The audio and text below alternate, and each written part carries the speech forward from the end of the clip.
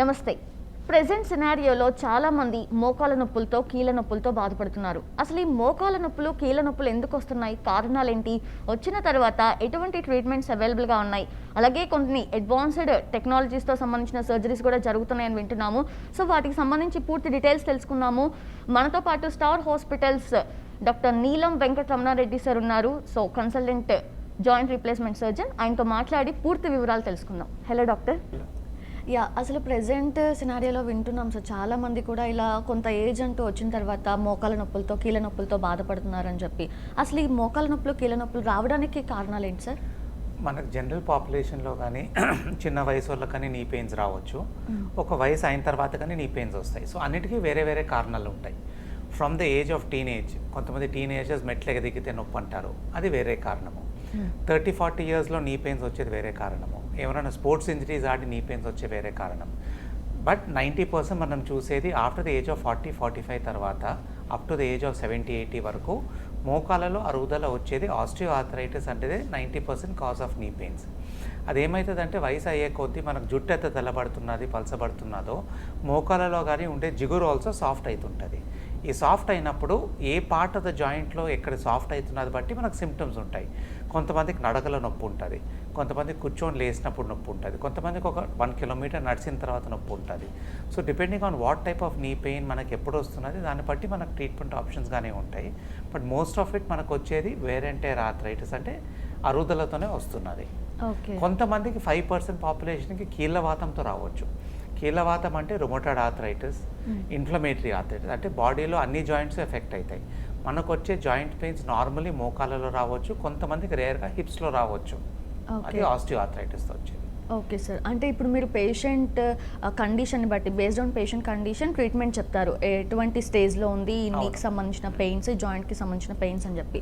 So ఆ రీప్లేస్మెంట్కి సంబంధించి treatments ఇవన్నీ ఎలా ఉంటాయి సార్ అసలు? ఫస్ట్ మన దగ్గర పేషెంట్ వచ్చినప్పుడు వాళ్ళకి ఫస్ట్ హిస్టరీలో మనకు ఎన్ని సంవత్సరాల నుంచి నీ పెయిన్స్ ఉన్నాయి తెలియాలి. మనం ఎప్పుడు we never tell replacement somebody మనకు 10 రోజుల నుంచి నీ పెయిన్ ఉందంటే నీ రీప్లేస్మెంట్ అవసరం పడదు. ఎలాంటి వాళ్ళకంటే సంవత్సరాల నుంచి నొప్పులు ఉంటాయి, వేరే మందులు వాడుతున్నారు, ఏ ట్రీట్మెంట్ వాడినా కానీ నొప్పులు తగ్గనప్పుడు అప్పుడు రీప్లేస్మెంట్ ఆప్షన్ చూస్తాము. సో ఫస్ట్ మన దగ్గర పేషెంట్ వస్తే ఇనిషియలీ మనకు బేసిక్ టెస్టింగ్ అంటే మనం హిస్టరీ తీసుకొని నీ పెయిన్ ఎప్పటి నుంచి ఉంది, ఎప్పుడు వస్తున్నది, మెట్లకి దిగితే వస్తుందా, రోజు వాళ్ళ యాక్టివిటీ ఎట్లుంది, అన్ని హిస్టరీ తీసుకొని దాని తర్వాత ఎక్స్రే ఒకటి తీపిస్తాము. బేసిక్ ఎక్స్రే మనం ఎక్కడైనా నిలబెట్టిన ఎక్స్రే తీసుకొని మోకాళ్ళ తీస్తే దీన్ని మనం స్టేజ్ ఆఫ్ ఆర్థరైటిస్ మనం తెలుసుకోవచ్చు. ఫ్రమ్ స్టేజ్ 1 to stage 4 ఉంటుంది. స్టేజ్ 1 అంటే అది early stage, stage 2 is mild to moderate, late stage ఉన్నప్పుడు స్టేజ్ 4 అంటాము. ఆ స్టేజ్ 4 ఆర్థరైటిస్ వచ్చినప్పుడే మనం సర్జరీ గురించి ఆలోచించేది. సో పేషెంట్ హిస్టరీ తీసుకొని ఎగ్జామిన్ చేసి దాని తర్వాత ఎక్స్రే తీసి మనం కన్క్లూజన్కి రావచ్చు. ఈ పేషెంట్కి మనం మందులు ఇవ్వాలా, ఫిజియోథెరపీ చెప్పాలా, ఇంజెక్షన్స్ ఇవ్వాలా, లాంగ్ టర్మ్ మెడిసిన్స్ వాడాలా, లేకపోతే సర్జరీ అవసరం పడుతుంది. సో సర్జరీ అవసరం ఉన్న వాళ్ళకి మనకి ఏ టైప్ ఆఫ్ సర్జరీ చేయాలా, కంప్లీట్ రీప్లేస్మెంట్ చేయాలా, పార్షియల్ రీప్లేస్మెంట్ చేయాలా డిస్కస్ చేయాల్సి వస్తుంది. So that is the surgical part. Okay, so once patient కనుక సర్జరీ అవసరం పడుతుంది అని ఉంటే కనుక ఆ పేషెంట్ కండిషన్, అప్పుడు కూడా ఇప్పుడు పార్షియల్ అనేది టోటల్ రీప్లేస్మెంట్ అనేది ఎలా రిఫర్ చేస్తారు సార్? బేసిక్లీ మన పేషెంట్ ఏజ్ చూసి ఏ పార్ట్ అరిగిపోయింది, మనకి ఏదైనా కానీ మోకాళ్ళలో 3 భాగాలు ఉంటాయి. కొంతమందికి ఒక భాగం కంప్లీట్గా డ్యామేజ్ అవుతుంది, ఇంకొంతమందికి 1 పార్ట్ డ్యామేజ్ అయ్యి ఇంకో పార్ట్ 50% డ్యామేజ్ అయి ఉంటుంది. సో ఏ పార్ట్ డ్యామేజ్ అయిందని చూసుకొని మనం రీప్లేస్మెంట్ ఏ పార్ట్ చేయాలో చూడొచ్చు. ఏజ్, వెయిట్ అన్నీ కన్సిడర్ చేయాల్సి వస్తుంది. బికాస్ ఈ లైక్ పీపుల్ కమ్ అందరూ ఒకటే నీ ఆర్థరైటిస్ స్టేజ్తో ఉండరు. కొంతమంది వేరియస్ పార్ట్స్ ఎఫెక్ట్ అవుతాయి. సో మనం పార్షియల్ రీప్లేస్మెంట్ చేయవచ్చు. బట్ మనకు మోస్ట్లీ పార్షియల్ రీప్లేస్మెంట్ హార్డ్లీ 3-4% పాపులేషన్లోనే వచ్చేది ఆ సర్జికల్ పేషెంట్స్లో. మిగతా 90%కి ఓన్లీ టోటల్ నీ రీప్లేస్మెంటే చేయాల్సి వస్తుంది. సో నీ డ్యామేజ్ అయినప్పుడు ఆ లోపల ఉంటే ఎప్పుడు చేస్తాం మనం నీ రీప్లేస్మెంట్? స్టేజ్ 4 ఆర్థరైటిస్ ఎక్స్రేలో ఉన్నప్పుడు, ఎక్స్రేలో బోన్ కంప్లీట్గా కార్టిలేజ్ ఉండేది కంప్లీట్గా డ్యామేజ్ అయ్యి ఎమకెమక రాసుకున్నప్పుడు మనం రీప్లేస్మెంట్ చెప్తాం. సో ఆ రీప్లేస్మెంట్ ఏం చేస్తామంటే మనం మెటల్ ఇంప్లాంట్స్ లోపల అవన్నీ ఫారెన్లో తయారు చేసిండేవి రీప్లేస్ చేస్తే పేషెంట్ నార్మల్గా నడవచ్చు, నార్మల్గా తిరగవచ్చు అండ్ వాళ్ళ రొటీన్ యాక్టివిటీస్ చేసుకోగలుగుతారు. మోస్ట్ పేషెంట్స్ మన దగ్గరకు వచ్చిన వాళ్ళు నీ రీప్లేస్మెంట్కి ఎవరు వస్తారంటే వాళ్ళు కొంచెంగా నడిచే కష్టంగా ఉంటుంది, వాళ్ళ డైలీ యాక్టివిటీ చేసుకోలేరు ఇంట్లో. బాత్రూమ్ పోయి రావాలంటే కానీ నొప్పి ఉంటుంది. రోజు వాకింగ్ చాలామంది 1 కిలోమీటర్ 2 కిలోమీటర్స్ 3 కిలోమీటర్స్ పోతారు, వాళ్ళు అవన్నీ చేయలేకపోతుంటారు. సో ఈ టెర్మినల్ స్టేజ్ ఉన్నప్పుడు నొప్పులు ఎక్కువైనప్పుడు రీప్లేస్మెంట్ ఆప్షన్ వచ్చి నీ రీప్లేస్మెంట్ చేస్తామండి. ఓకే. అండ్ సార్ యూజువల్గా కొంతమంది కొన్ని డిసీజెస్తో అంటే లాంగ్ టర్మ్ డిసీజెస్తో బాధపడుతూ ఉంటారు. సో ఈ కొన్ని డిసీజెస్ ఉన్న వాళ్ళు కొన్ని సర్జరీస్కి వెళ్ళొద్దు అని కూడా ఉంటుంటాయి కదా సార్. సో ఇప్పుడు ఈ నీ రీప్లేస్మెంట్ సర్జరీస్కి సంబంధించి ఎవరైనా చేయించుకోవచ్చు అంటారా? సో నార్మల్గా మనం చేసే knee replacement patients above the age of 40 ఉంటారు, 40, 50, 60 ఉంటారు. నార్మల్గా చేసేది 50 పైనే. సో వీళ్ళకి షుగర్ ఉండొచ్చు, బీపీ ఉండొచ్చు, హార్ట్ ప్రాబ్లమ్స్ ఉండొచ్చు, వేరియస్ ప్రాబ్లమ్స్ ఉండొచ్చు. వీళ్ళకంతా మనం ఆపరేషన్ అప్పుడు చెకప్ చేసి ప్రీ ఆపరేటివ్ అసెస్మెంట్ చేసి, అంటే it is not only the test to be done. Physician చూస్తారు, కార్డియాలజిస్ట్ చూస్తారు, ఎనస్థిస్ట్ చూస్తారు. ఇవన్నీ అసెస్ చేసిన తర్వాత కంప్లీట్ కార్డియాక్ చెకప్ చేసిన తర్వాత రిస్క్ మనకు తక్కువ ఉందన్నప్పుడే ఈ లైఫ్ స్టైల్ సర్జరీ చేసేది. సో ఏ ఏజ్లోనే చేయవచ్చు. The youngest patients we operate are usually 40, 50 పైన. Oldest patients we operated till 90 years age also. But patient general condition, general health చూసి అన్ని వాళ్ళ జనరల్ కండిషన్ బాగుంటే సర్జరీ ఖచ్చితంగా చేసుకోవచ్చు. ముందన్నట్లు మనం ఎర్లియర్ డేస్లో సర్జరీ చేసినప్పుడు people used to be in hospital for 10 to 15 days. This is probably 15-20 years back. Last 5, 7, 10 yearsలో అయితే patients go back within 3 to 4 days. Now with the newer technology and newer methods of surgery patients over night ఉండి ఇంటికి వెళ్ళిపోతున్నారు. So over night surgery, దాన్ని మనము ERAS methods అంట. ERAS అంటే enhance recovery after surgery. So అది మనం knee రీప్లేస్మెంట్కి వాడవచ్చు, హిప్ రీప్లేస్మెంట్ కానీ వాడవచ్చు. సో విత్ ERAS మెథడ్ తొందరగా రికవరీ చేస్తాము, తొందరగా ఇంటికి వెళ్ళిపోవచ్చు. ఓకే. సో అంటే the difference between standard and ERASకి అని చూసుకుంటే కనుక తక్కువ టైం తీసుకుంటారు సర్జరీ తర్వాతన, ఎర్లీగా వాళ్ళు రికవర్ అవుతారన్న. ఎర్లీగా రికవర్ అవుతారు అండ్ తొందరగా ఇంటికి వెళ్ళిపోవచ్చు. Okay. So this method of doing ERAS method of surgery మనము అందరు పేషెంట్స్కి వాడలేము. Okay. Patients have to have health condition బట్టి వీ స్ట్రాటిస్ఫై. ఎన్ఎస్సిసియా రిస్క్లో ASA grade 1 to grade 4 అని ఉంటారు ఎన్ఎస్సిసియా రిస్క్ పేషెంట్స్లో. So mild patients stage 1, stage 3 in terms of risk ఉండే వాళ్ళకి ఈ ERAS మెథడ్ వాడవచ్చు. మిగతా వాళ్ళకి కోమార్బిడిటీస్ ఎక్కువ ఉంటాయి. సో షుగర్ ఎక్కువ ఉందనుకోండి, హార్ట్ ప్రాబ్లం ఎక్కువ ఉందనుకోండి, అలాంటి వాళ్ళు హాస్పిటల్లో 2 to 3 days ఉండాల. బికాస్ వాళ్ళు ఇన్ని మందులు వాడుతున్నారు, వాళ్ళు ఇమీడియట్గా ఇంటికి తీసుకపోతే స్టెబిలైజ్ చేయలేము. సో వాళ్ళు హాస్పిటల్లో ఉండి కొంచెం వాళ్ళ మెడిసిన్ స్టెబిలైజ్ చేసుకొని అప్పుడు ఇంటికి పంపించేసేయవచ్చు. బట్ చాలామంది పేషెంట్స్కి మనం 30-40% పేషెంట్స్కి ERAS మెథడ్ ఆఫ్ సర్జరీ చేసుకోవచ్చు.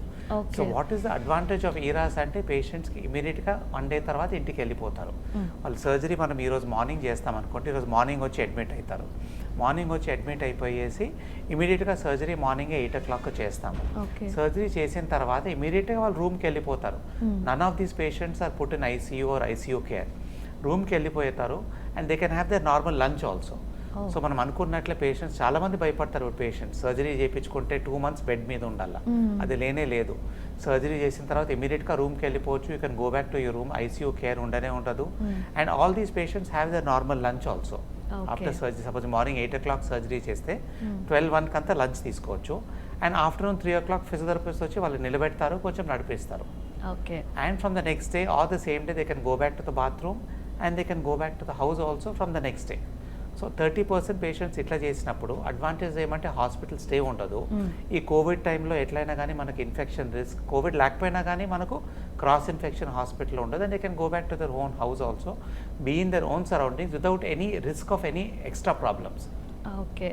సో అంటే సక్సెస్ రేట్ విషయానికి వస్తే సార్, స్టాండర్డ్ రీప్లేస్మెంట్స్కి ERAS రీప్లేస్మెంట్కి సంబంధించి సక్సెస్ రేట్ ఎలా ఉంటుంది? Success wise both surgeries now compared to any medical procedure, like history of medical procedures law, even in orthopedic procedures, the most successful procedure is joint replacement in terms of giving recovery to the patient. అంటే patient ఎంత బాధపడుతున్నాడో ముందు surgery తర్వాత అంత relief ఉంటుంది వాళ్ళకు. We can't do the surgery in mild cases. So severe cases ఉన్నప్పుడు చేస్తే వాళ్ళు బాగా రికవర్ అవుతారు. ERAS మెథడ్ ఆఫ్ సర్జరీ చేసినా, స్టాండర్డ్ మెథడ్ ఆఫ్ సర్జరీ చేసినా కానీ రికవరీ సేమ్.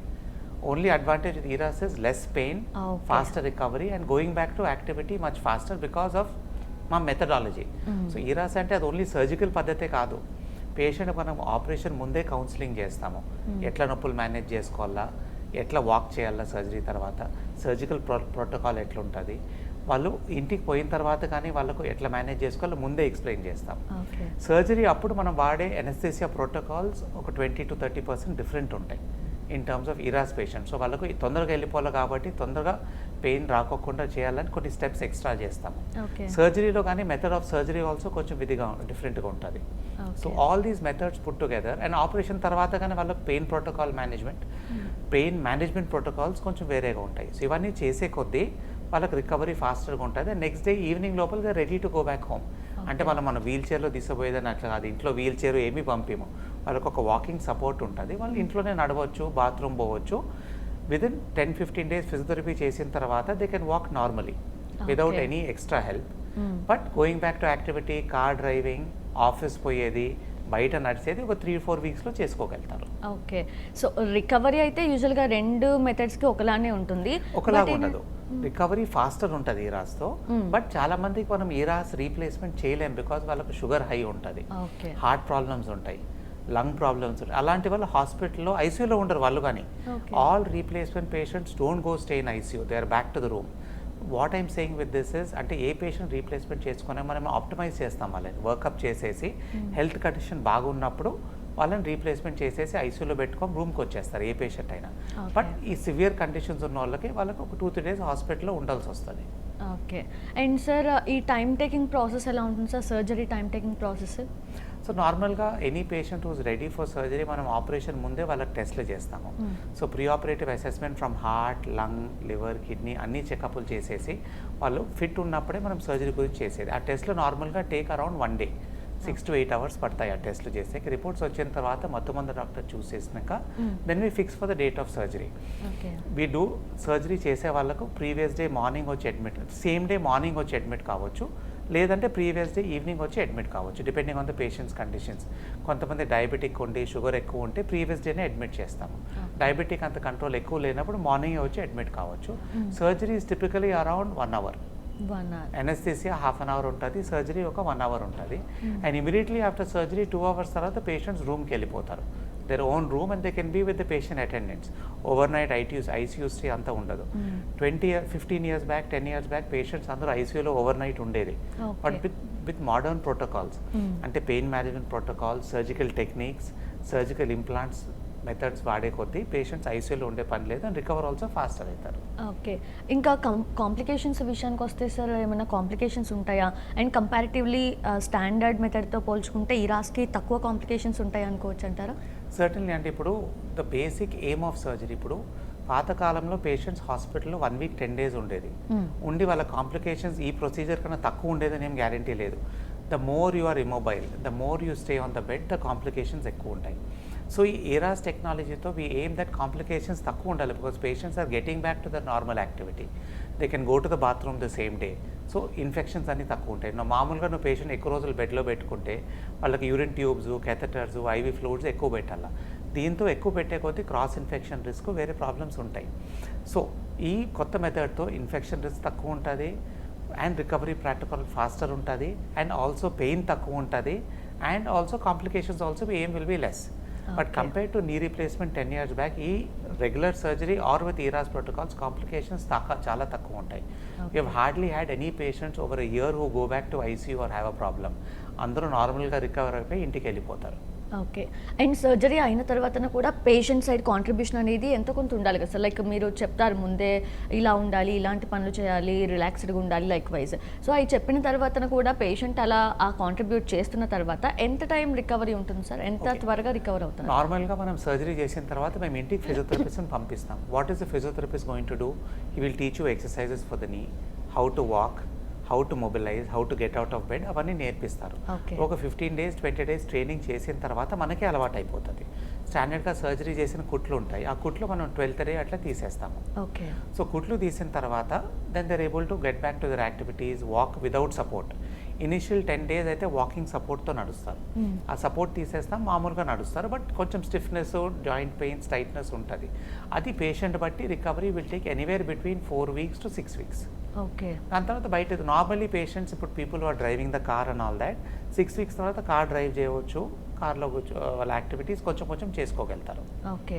అండ్ సార్ యూజువల్గా మీరు ఫస్ట్ చెప్పారు పార్షియల్ నీ రీప్లేస్మెంట్ ఉంటుంది అండ్ టోటల్ నీ రీప్లేస్మెంట్.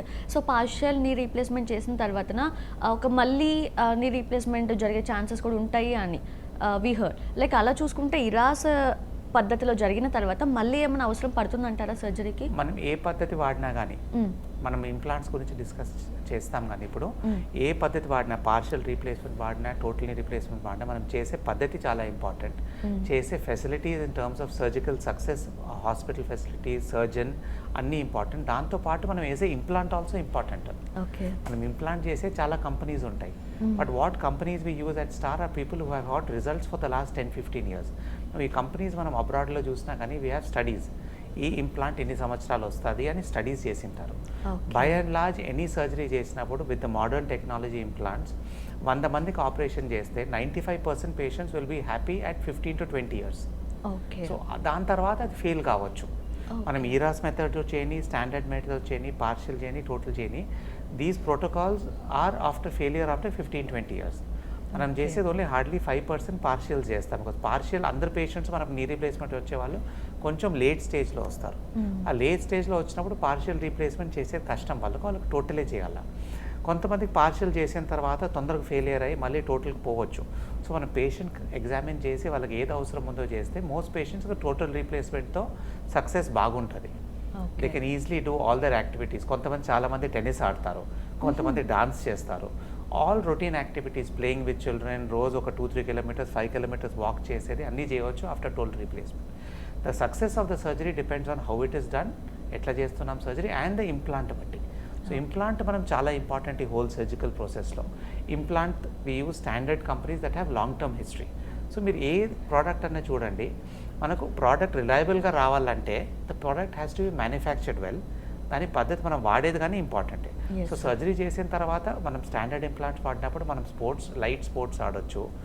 చాలామంది టెన్నిస్ ఆడతారు, డబుల్స్, షటిల్ డబుల్స్ ఆడతారు, వాకింగ్ చేయవచ్చు, గాల్ఫ్ ఆడవచ్చు, అవన్నీ చేయవచ్చు.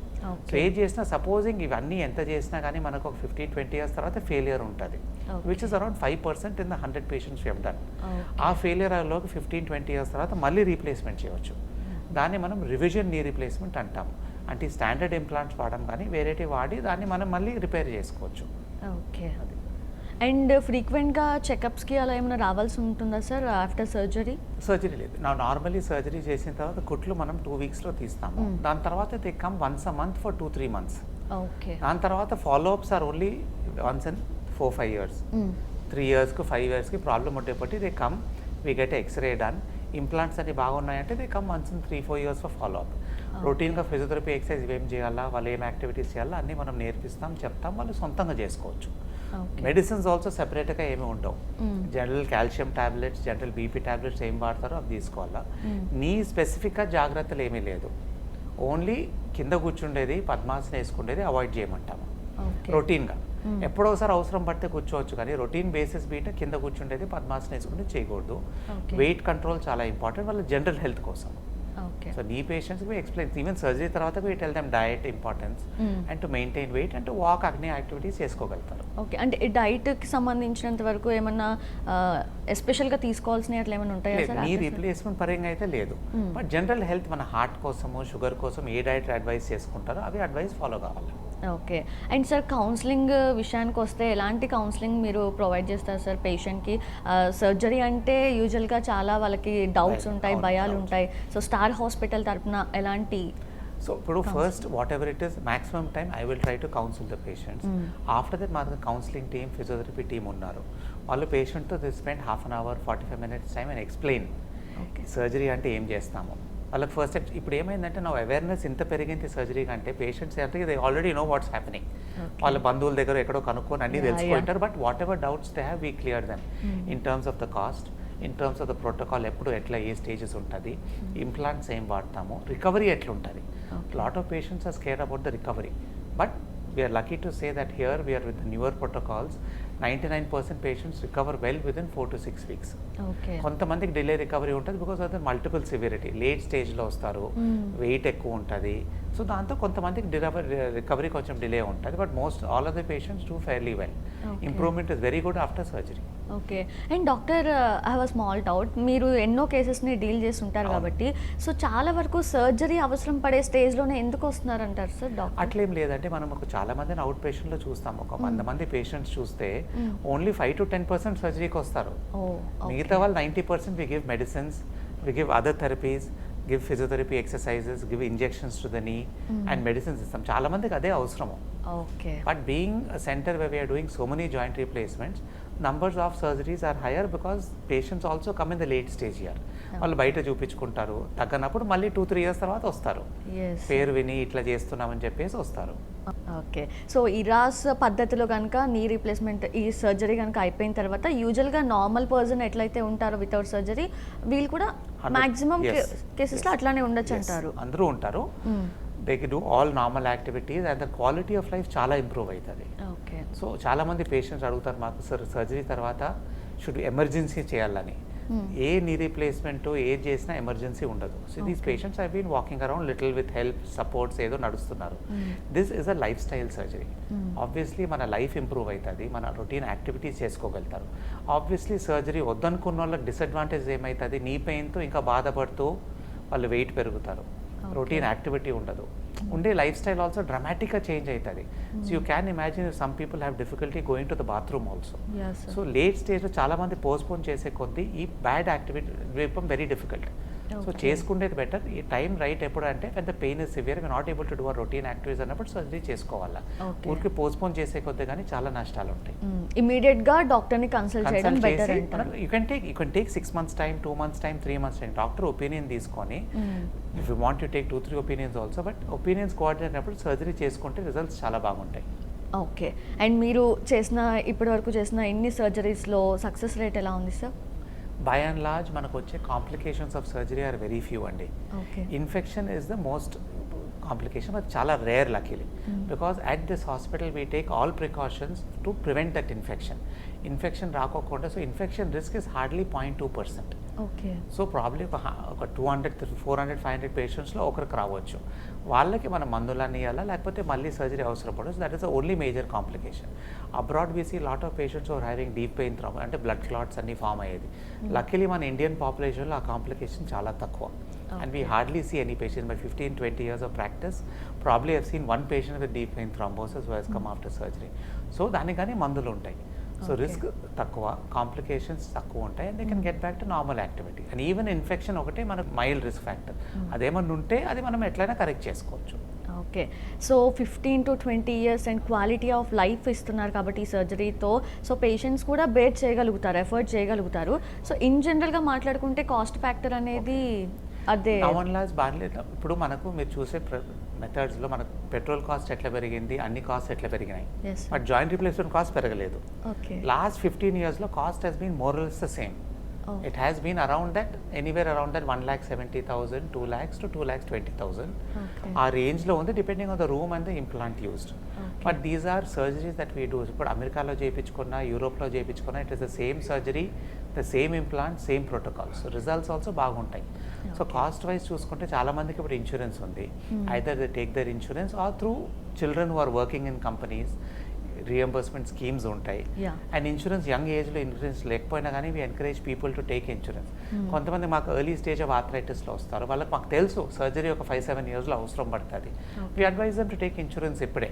సో ఒక 3-4 yearsలో ఇన్సూరెన్స్ వర్తిస్తుంది, వాళ్ళు రియంబర్స్మెంట్ అది ఇన్సూరెన్స్ వాడుకొని సర్జరీ చేయించుకోవచ్చు. ఓకే. అండ్ డాక్టర్ లాస్ట్లీ జెనెటికల్గా కూడా చాలా డిసీజెస్ అనేవి వస్తూ ఉంటాయి వారసత్వంగా. సో అలా చూసుకుంటే ఈ జాయింట్ పెయిన్స్ కానివ్వండి, ఈ నీ పెయిన్స్, ఇవన్నీ కూడా అలా ఏమన్నా వస్తాయి అనుకోవచ్చు అంటారా? నీ పెయిన్ సర్టన్లీ మనకు there is the sad part is mostly లేడీస్లోనే ఇది ఎక్కువ కనపడుతుంది మనకు జాయింట్ పెయిన్స్, ఆస్టియో ఆర్థరైటిస్ ఉండేది. అండ్ సర్టన్లీ మన పేరెంట్స్, మన మదర్కి నీ రీప్లేస్ అయిందనుకోండి, there is high chance for the child also to have it. So to prevent this, it is weight control that is important. Being physically active, that is important. Avanni cheskunte risk of getting this arthritis is less. Calcium మన డైట్లో adequate ఉండాలా, tablets తీసుకోవాలని లేదు, కానీ natural calcium sources తీసుకోవాలా.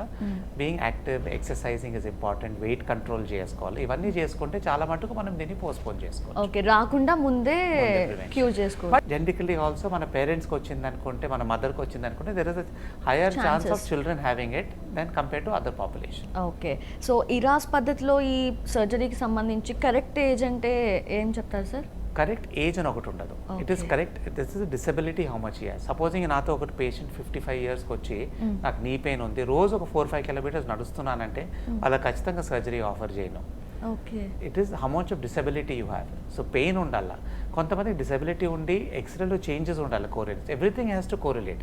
So surgery is decision based on the patients disability, patients pain and the x-ray changes. కొంతమంది నడవరు చేయలేమంటారు కానీ ఎక్స్రే నార్మల్ ఉంటుంది, వాళ్ళకి సర్జరీ చేయము.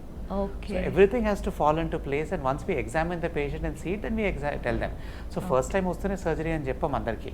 చాలా మందికి 2-3 times ఎగ్జామిన్ చేసి వాళ్ళు ఫాలో అప్ వచ్చిన తర్వాత ఇంప్రూవ్ అయితే పర్వాలేదు, ఇంప్రూవ్ కాని వాళ్ళకి సర్జరీ ఆఫర్ చేస్తాము. Right, thank you so much doctor, me valuable టైంని మా కోసం స్పెండ్ చేసి. యూజువల్గా పేషెంట్స్కి చాలా డౌట్స్ ఉంటాయి, సర్జరీ అవసరం పడుతుందా నాకున్న దానికి, ఒకవేళ సర్జరీకి వెళ్తే ఎటువంటి కాంప్లికేషన్స్ ఉంటాయి, రికవరీకి సంబంధించి కూడా వాళ్ళకి చాలా డౌట్స్ ఉంటాయి, అండ్ ఎస్పెషల్లీ ఎటువంటి ట్రీట్మెంట్స్, ఎటువంటి అడ్వాన్స్డ్ మెథడ్స్ ఉన్నాయని చెప్పి వీటన్నిటికీ సంబంధించి ఎంతో ఎక్స్ప్లెయిన్ చేశారు, మాకు ఎంతో అవేర్నెస్ కల్పించారు. Thank you so much doctor. Thank you. Thank you. Stay tuned.